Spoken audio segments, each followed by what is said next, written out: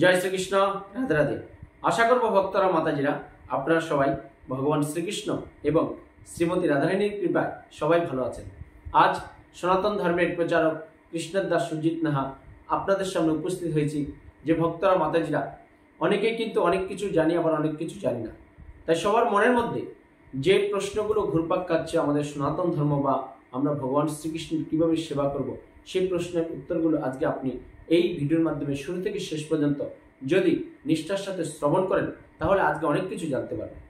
আজকে এই ভিডিওতে জানতে পারবেন, অনেকে আমাদেরকে অনেক কিছু কমেন্ট করেন, যে একাদশীর দিন তুলসী গাছে জল দেওয়া যাবে কিনা। আবার এই ভিডিওতে আজকে জানতে পারবেন যে ভগবান শ্রীকৃষ্ণের আপনি চরণে তুলসীপত্র দেবেন না বুকে দেবেন, মানে কোথায় ভগবান শ্রীকৃষ্ণকে আপনি তুলসীপত্র দিলে ভগবান শ্রীকৃষ্ণ আপনার প্রতি বেশি সুপ্রসন্ন হবে। তাই আজকে এই ভিডিওতে আপনারা আরও জানতে পারবেন যে অনেকেই আছে যে কৃষ্ণ মন্ত্র বলে, শিব মন্ত্র বলে, কুলুগুরু বলে বা বিভিন্ন গুরু বলে, যাদের গুরুদেবরা এই গলায় তুলসী মালার কথা পড়ে নাই, যাদেরকে জপের মালায় জপ করতে বলে নাই, যাদেরকে তিলক কাটতে বলে নাই, তারা কি সবাই জপের মালার মাধ্যমে কলিযুগের যুগধর্ম মানে হরে কৃষ্ণ কৃষ্ণ কৃষ্ণ হরে হরে, হরে রাম রাম রাম হরে হরে, এই মহামন্ত্র আপনারা জপ করতে পারবেন কিনা আজকে এই ভিডিওতে জানতে পারবেন। যে অন্য গুরুদেবের দীক্ষিত হলে আপনি জপের মালার মাধ্যমে জপ করতে পারবেন কিনা। তারপরে যে ভগবান শ্রীকৃষ্ণ গীতার শেষে যে বলেছিলেন যে সর্বধর্ম পরিত্যাজ্য মামকম শরণং মে, মানে তোমরা সব ধর্ম পরিত্যাগ করে যে আমাকে সেবা করো। তাহলে ভগবান শ্রীকৃষ্ণ যখন বলছে সব ধর্ম পরিত্যাগ করে দিতে, তাহলে আর ভগবান শ্রীকৃষ্ণকে সেবা করার কি প্রয়োজন। তাই এইসব আপনার প্রশ্নের উত্তরগুলো আজকে আপনি জানতে পারবেন এই কৃষ্ণকথা সুজিত নাহা চ্যানেলে। তাই ভক্তরা মাতাজিরা যারা আমাদের এই কৃষ্ণকথা সুজিত নাহা চ্যানেলটা সাবস্ক্রাইব করেছেন তারা অবশ্যই ভগবান শ্রীকৃষ্ণ এবং শ্রীমতী রাধারানীর কৃপা আপনারা সঞ্চয় করতে পারবেন। আর যারা নতুন ভক্ত ভিউয়ার্স মাতাজি আছেন সবার চরণে প্রণতি নিবেদন, আপনারা আমার এই চ্যানেলটা সাবস্ক্রাইব করে বেল আইকন অন করে অল করে রাখুন। তাহলে আপনি ঘরে বসেই এইসব আপনার মনের খুঁটিনাটি প্রশ্নগুলো সনাতন ধর্মের বিষয়, ভগবান শ্রীকৃষ্ণকে কী করে আপনি সঠিকভাবে সেবা করবেন, সব কিছু সারা পৃথিবীর আপনি যেখানেই থাকেন স্যাটেলাইট এই স্মার্টফোনের মাধ্যমে আপনি ঘরে বসে সুন্দরভাবে শ্রবণ করতে পারবেন। আর ভক্তরা আমাদের যারা এখনো দীক্ষা নেননি, গুরুদেবের কাছ থেকে দিব্য জ্ঞান যদি আপনারা সঞ্চয় করতে না পারেন, যদি গুরুদেবের কাছ থেকে আপনি ভগবান শ্রীকৃষ্ণের সেবা করার সুন্দর পদ্ধতি আপনি জানতে না পারেন, তাহলে এই দুর্লভ মানব জীবনকে আপনি সার্থক করতে পারবেন না। তাই কারো যদি দীক্ষা নেওয়ার আগ্রহ থাকে তাহলে আমাদের স্ক্রিনে ফোন নাম্বার আছে, সেখান থেকে আমার সাথে যোগাযোগ করবেন, আপনি সঠিক শাস্ত্রীয় সিদ্ধান্ত পেয়ে যাবেন। তাই এখন আসি মূল পর্বে। যে আজকে প্রথম প্রশ্ন, এই অপর্ণা রায় জানতে চেয়েছেন যে মহারাজ একাদশীর দিন তুলসী গাছে জল দেওয়া যাবে? খুব সুন্দর প্রশ্ন। অনেকে কিন্তু এই কথাটা নিয়ে এক একজন এক এক ইউটিউবার আছে বা অনেক এই যারা ধর্ম প্রচারক আছে বিভ্রান্তিকর প্রশ্ন করছে। শাস্ত্রে যেটা আছে যে আপনি 365 দিনই আমাদের বৃন্দাদেবী তুলসীকে জল প্রদান করতে পারেন। একটা সাধারণ প্রশ্ন দিয়ে আপনি ভাববেন আপনি কি একদিন জল না খেয়ে থাকতে পারবেন? পারবেন না। তাই বৃন্দাদেবীকে আপনি 365 দিনই জল দিতে হবে ভক্তরা মাতাজিরা। কেননা ভগবান শ্রীকৃষ্ণের পরম প্রেয়সী হলেন বৃন্দাদেবী, যাকে ছাড়া ভগবান শ্রীকৃষ্ণের চরণে সবসময় বিদ্যমান থাকে এবং ভগবান শ্রীকৃষ্ণ প্রীতি সাধন করা যায় না। ভগবান শ্রীকৃষ্ণের যদি ভোগ নিবেদন করতে চান তাহলে বৃন্দাদেবী মানে তুলসীপত্র ছাড়া কোনো ভোগ নিবেদন হয় না। তার মানে কি, এই তুলসী দেবীর প্রণাম মন্ত্রী আছে যে তুলসী দেবী আমাদেরকে কৃষ্ণ ভক্তি প্রদান করে। তাহলে আমি যদি একদিন অন্তত তুলসী দেবীকে জল না দিয়ে তার সেবা থেকে আমি দূরে থাকি, তাহলে সে আমার প্রতি কি কৃপা করবে? কখনোই কৃপা করবে না ভক্তরা মাতাজিরা। তাই আপনারা কে কি বলেছে সেই কথায় কান না দিয়ে আপনারা যেটা শাস্ত্রে আমরা পেয়েছি, আমরা যেটা দেই, আমি দেই বা আমার সমস্ত ইস্কনের ভক্ত, ইস্কনের দীক্ষিত ভক্ত যারা আছে এবং যারা জানে মোটামুটি শাস্ত্র সম্পর্কে, তারা সবাই 365 দিনই আমরা তুলসী দেবীকে খুব শ্রদ্ধার সাথে শুদ্ধ বস্ত্র পরিধান করে জল প্রদান করবেন ভক্তরা মাতাজিরা। যারা না জানে আপনি তাদেরকে এই ভিডিওটা আজকে শেয়ার করে দিন। তাহলে তুলসী দেবীকে অনেকেই আছে এই দিন জল দেবেন না, সেদিন জল দেবেন না, এগুলো বলে না। 365 দিনই আপনারা তুলসী দেবীকে জল দিতে পারবেন। দ্বিতীয় প্রশ্ন এসছে, চম্পা রায় চৌধুরী জানতে চেয়েছেন, প্রভু আমি চন্দন মাখিয়ে তুলসী পাতা ভগবানের বুকে দিই, এটা ঠিক না চরণে দেব? অতি উত্তম প্রশ্ন আজকের। কেন অনেকেই ভুল করে, অনেকের বাড়িতেই আমরা যখন যাই ধর্মপ্রচারে ভাগবত পাঠে, তখন গিয়ে দেখি ভগবান শ্রীকৃষ্ণের চরণে তুলসীপত্র না দিয়ে বুকে দিয়ে রাখে, গুরুদেবের বুকে দিয়ে রাখে, রাধারানীর বুকে দিয়ে রাখে, বা অন্যান্য দেবদেবী থাকলে তাদের সবার বুকে দিয়ে রাখে। এটা কিন্তু শাস্ত্র বহির্ভূত। ভগবান শ্রীকৃষ্ণের চরণেই একমাত্র তুলসীপত্র বিদ্যমান থাকে। আর কমপক্ষে মোটামুটি 3টে তুলসী পাতা আপনার ভগবান শ্রীকৃষ্ণের চরণে দেবেন মিনিমাম। আর উপরে আপনি যত দিতে পারেন ততই ভগবান শ্রীকৃষ্ণ আপনার প্রতি কৃপা হবে।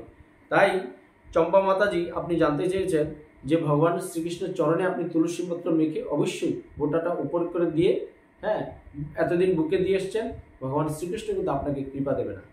ভগবান শ্রীকৃষ্ণের চরণে সবসময় আপনার এই চন্দন মাখিয়ে তুলসীপত্র দিয়ে রাখবেন এবং সবসময় দিয়ে রাখবেন। পরের দিন যখন আপনি ভগবান শ্রীকৃষ্ণকে ঘুম থেকে জাগিয়ে পরিষ্কার করবেন তখন কিন্তু তুলসীপত্র সেখান চরণ থেকে আপনারা সরিয়ে দেবেন। আর অনেকে আছে ভুল করে পূজা দিয়েই ভগবান শ্রীকৃষ্ণ তুলসীপত্র চরণ থেকে ছড়িয়ে দেয়। না, আপনি গুরুদেবকে তুলসীপত্র দেওয়ার কোনো প্রয়োজন নেই, শ্রীমতী রাধারানীকেও দেওয়ার প্রয়োজন নেই। যদি দেন তাহলে যদি কারো বাড়িতে বিগ্রহ থাকে হাতেও বড়জোর দিতে পারেন। আর কোনো দেবদেবীর পূজায় কিন্তু আপনারা তুলসীপত্র ব্যবহার করবেন না ভক্তরা মাতাজিরা। কারণ একমাত্র বিষ্ণুর পক্ষের, শ্রীকৃষ্ণের পক্ষের যারা আছে তারাই কিন্তু একমাত্র তুলসীপত্র পাওয়ার যোগ্য, এছাড়া কেউ তুলসীপত্র পাওয়ার যোগ্য নয়। তারপর আসি পরের প্রশ্নে।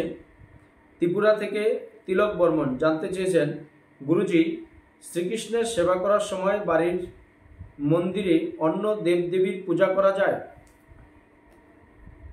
জানতে চেয়েছে ত্রিপুরা থেকে তিলক বর্মন জানতে চেয়েছেন যে ভগবান শ্রীকৃষ্ণের সেবা করলে বাড়িতে অনেকের আছে সিংহাসনে দেখবেন অনেক দেবদেবীর মূর্তি থাকে, গুরুদেবের থাকে, শ্রীকৃষ্ণের থাকে। তবে আপনি শ্রীকৃষ্ণকে সবার উপরে রাখতে হবে, সবার উপরে শ্রীকৃষ্ণকে রেখে তারপর আপনি গুরুদেব বা অন্যান্য দেবদেবী যদি রাখতে চান রাখতে পারেন, কোনো অসুবিধা নেই। তবে ভগবান শ্রীকৃষ্ণকে রাখলে অন্য দেবদেবী না রাখলেও আপনার কোনো অসুবিধা নেই, শাস্ত্রে সেটা সেই নিয়ে কোনো দ্বন্দ্ব নেই, দ্বিধা নেই। তবে প্রভু আপনি জানতে চেয়েছেন, আপনি করতে পারেন, কোনো অসুবিধা নেই। কিন্তু ভগবান শ্রীকৃষ্ণের সেবায় আপনি যখন একবার ব্রতী হবেন, যখন ভগবান শ্রীকৃষ্ণের সেবায় আপনার এই মন একবার উদ্ভব হবে, তখন আর অন্য দেবদেবীর পূজা করার প্রয়োজন নেই। কেন? সমস্ত প্রকার দেবদেবীরা ভগবান শ্রীকৃষ্ণের সবসময় আরাধনা করছে। তাই আপনি যদি এই হৃদয়ে কৃষ্ণ চেতনা, কৃষ্ণ ভাবনায় জাগ্রত হয়ে ভগবান শ্রীকৃষ্ণের সেবায় ব্রত হতে পারি, আমাদের গুরুদেবদের প্রতি আমরা সম্মান শ্রদ্ধা করে আমরা তার পূজা করি, তাহলে এমনি সমস্ত দেবদেবী সুপ্রসন্ন হবে ভক্তরা মাতাজিরা। তারপর আসি পরের প্রশ্নে যে অন্য গুরুদেবের দীক্ষা নিলে গলায় তুলসীর মালা, জপের মালা দিয়ে মহামন্ত্র জপ করা যাবে? জানতে চেয়েছেন শিলিগুড়ি থেকে মালতী দাস। শিলিগুড়ি থেকে প্রশ্ন এসছে পশ্চিমবঙ্গের, যে অন্য গুরুদেব আজকে আছে যে হয়তো আমরা ইস্কনের সাথে যুক্ত বা বৃন্দাবনের অনেক মহারাজের সাথে যুক্ত থাকলে গলায় তুলসীর মালা থাকে, এরকম গলায় আপনার জপের মালা থাকে, কপালে তিলক থাকে। তো এই অন্যান্য যারা গুরুদেবের দীক্ষিত তারা এগুলো দেখে আটকে ওঠে, বা আমরা যদি তাদেরকে বলি আপনারা কলিযুগের যুগধর্ম হরিনাম সংকীর্তন এই মালার মাধ্যমে জপ করুন, তারা বলে না না, আমাদের গুরুদেব তো এসব বললে নাই, আমাদের গুরুদেব তো আমাদেরকে কিছুই বলে নাই, আমরা করতে পারবো না, আমাদের অপরাধ হবে। না, মহাপ্রভু কিন্তু সেই শিক্ষা দেয়নি। নামাচার্য হরিদাস ঠাকুর কিন্তু আমাদেরকে সেই শিক্ষাই দিয়ে গেছেন যে কলিযুগে যুগধর্ম হইল হরিনাম সংকীর্তন।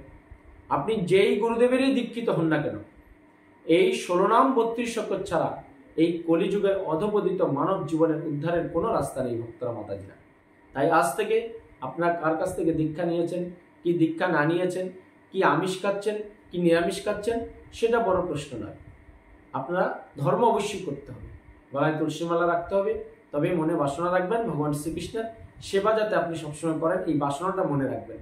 তাহলে আপনি জপের মালা জপ করতে পারবেন, গলায় তুলসীর মালা দিতে পারবেন, কপালে তিলক করতে পারবেন, মাথায় আপনার টিক্কাও রাখতে পারবেন, তাতে কোনো অসুবিধা নেই ভক্তরা মাতাজিরা, যে গুরুদেবেরই আপনারা দীক্ষিত হন। তার পাশে পরের প্রশ্নে শ্রীকৃষ্ণ গীতার শেষ অধ্যায়ে বলেছেন সর্বধর্ম পরিত্যাগ করে ভগবানের সেবা করতে। তাহলে আর ধর্মই যখন ত্যাগ করতে বলছেন, শ্রীকৃষ্ণের পূজা করার কি প্রয়োজন? প্রশ্নটা এসছে, মহারাজ আমি মালদা থেকে সমীর দে বলছি। পশ্চিমবঙ্গের মালদা থেকে সমীর দে বলেছেন যে গীতায় ভগবান শ্রীকৃষ্ণ যে মুখ্য একদম শেষ অধ্যায়ে বলেছেন যে তোমরা সব ধর্ম পরিত্যাগ করে শুধু আমাকে ভজো, আমার পূজা করো, তাহলেই তোমার এই জীবন কি হবে, সার্থক হবে। কথাটা অর্থ হলো এটাই যে ধর্ম কোন ধর্ম বলেছে। আজকে আমি আপনি যে ধর্মটাকে বিশ্বাস করি, যে ধর্মটাকে মানি, কোন ধর্ম? যে আমরা যে কোনো জায়গায় দান করে দিচ্ছি। আমরা ভাবছি যে দেবদেবীর পূজা করছি, এটাই ধর্ম হয়ে যাচ্ছে। আজকে আমি ভাবছি যে সে আমার কাছে আসলো বিপদে পড়ে, আমি তাকে দান দিয়ে দিলাম, এটা আমরা ধর্ম ভাবছি। ভগবান শ্রীকৃষ্ণ কিন্তু শ্রীকৃষ্ণের যে ধর্ম, যে কৃষ্ণ সেবার ধর্ম, যে কলিযুগের যুগ ধর্ম, সেই কথা বলেনি। ভগবান শ্রীকৃষ্ণ আমরা যে রাজসিক এবং তামসিক দানের যে ধর্ম করছি সবাই, সাত্ত্বিক দান ভুলে সেই ধর্মের কথা বলা হয়েছে। আপনি কিন্তু এটা ভুল বুঝবেন না, এটা কিন্তু অনেকেই ভুল বোঝে। ভগবান শ্রীকৃষ্ণ সবাইকে ধর্ম ত্যাগ করতে বলছে। সেই ধর্মগুলো যেগুলো আপনি ধর্ম মনে করেন, শাস্ত্রের সেটা ধর্ম নয়। দান দেখেন 3 ধরনের হয়: সাত্ত্বিক দান, তামসিক দান, রাজসিক দান। সাত্ত্বিক দান কোনটা? যে দানটা আপনি শুদ্ধ ব্রাহ্মণ, বৈষ্ণব বা কৃষ্ণ সেবায় কাজে দিচ্ছেন, হ্যাঁ, যেটা অরিজিনাল, যে শুদ্ধ ব্রাহ্মণ বৈষ্ণবদের সেবায় কাজে লাগছে, সেটাকে সাত্ত্বিক দান বলে। শাস্ত্রের সাত্ত্বিক দানকে ধর্ম বলা হচ্ছে। আর আমরা জাগতিক সমাজে যেটা ধর্ম মনে করি, আর 2 রকম দান আছে, যেটা হলো রাজসিক এবং তামসিক। রাজসিক দান মনে করেন কারো মেয়ের বিয়ে দিতে পারছে না, বা কোথাও আপনার কেউ বিপদে পড়ে আছে, আপনার কাছে আসলো, আপনি দিয়ে দিলেন, সেটা রাজসিক। আর তামসিক দান কেউ আনন্দ ফুর্তি করবে, হ্যাঁ, কেউ সামাজিক কোনো সংগঠন কোনো উৎসব অনুষ্ঠান করছে, আপনার ইচ্ছা মতো আপনি দান দিয়ে দিচ্ছেন, সেগুলো তামসিক দান। তামসিক এবং রাজসিক দানকে শাস্ত্রে নিষেধ করতে বলেছে, কারণ এই দানগুলো কি হয়, ভগবান শ্রীকৃষ্ণের সেবায় লাগছে না, এগুলো মানুষ নিয়ে আনন্দ ফুর্তি করছে, তার নিজের স্বার্থের জন্য কাজে লাগাচ্ছে। তাই সেই দান কখনো ধর্ম হতে পারে না। সেই ধর্মকেই বলেছে ত্যাগ করতে, যেগুলো এই জাগতিক সমাজে আমরা ধর্ম মনে করছি। তাই আপনি দান করবেন সেই দান, যেই দান ভগবান শ্রীকৃষ্ণের সেবায় কাজে লেগে শুদ্ধ ব্রাহ্মণ বৈষ্ণবরা সেটা প্রসাদ হিসেবে গ্রহণ করে, এবং আপনার সেই দানটা পরপারে গচ্ছিত হবে। মৃত্যুর পরে আপনি যদি কোনো জনিতে যান, সেখানে সুখ ভোগ করতে পারবেন এই সাত্ত্বিক দানের কারণে, ভক্তরা মাতাজিরা। তাই এই ছিল আজ সনাতন ধর্মের প্রচারক কৃষ্ণের দাস সুজিত নাহার, যে পারমাত্মিক বিভিন্ন প্রশ্নের উত্তর নিয়ে বিভিন্ন ভক্তরা মাতাজিরা বিভিন্ন জায়গা থেকে আমাদেরকে কমেন্ট করেন, ফোন করে জানবেন। আমাদের স্ক্রিনে ফোন নাম্বার আছে, আপনার কিছু জানার থাকলে আমাদেরকে ফোন করবেন। অবশ্যই নেক্সট একটা এপিসোডে আপনার এই প্রশ্নের উত্তর নিয়ে আমি হাজির হব কৃষ্ণ কথা সুজিত নাহার চ্যানেলে। সবাই ভালো থাকবেন, সুস্থ থাকবেন, এবং চোখ রাখুন আমাদের এই কৃষ্ণ কথা সুজিত নাহার চ্যানেলে। পরিশেষে আমার সাথে বলুন, জয় শ্রীকৃষ্ণ, রাধে রাধে। জয় শ্রীকৃষ্ণ, রাধে রাধে। কৃষ্ণ কথা সুজিত নাহার চ্যানেল সাবস্ক্রাইব করুন, আমার সাথে শ্রীকৃষ্ণ ও রাধারানীর কৃপা লাভ করুন। এই অমূল্য মানব জীবনে কৃষ্ণ চেতনা, কৃষ্ণ ভাবনায় জাগ্রত করে ভগবান শ্রীকৃষ্ণ ও শ্রীমতী রাধারানীর সেবার মাধ্যমে যাতে মৃত্যুর পরে অপাকৃত জগতিকে আপনারা ভগবান শ্রীকৃষ্ণ এবং শ্রীমতী রাধারানীর কৃপা লাভ করতে পারেন, সেই রাস্তাটা আস্তে আস্তে প্রশস্ত করুন, এবং পরিশেষে বলুন, জয় শ্রীকৃষ্ণ, রাধে রাধে।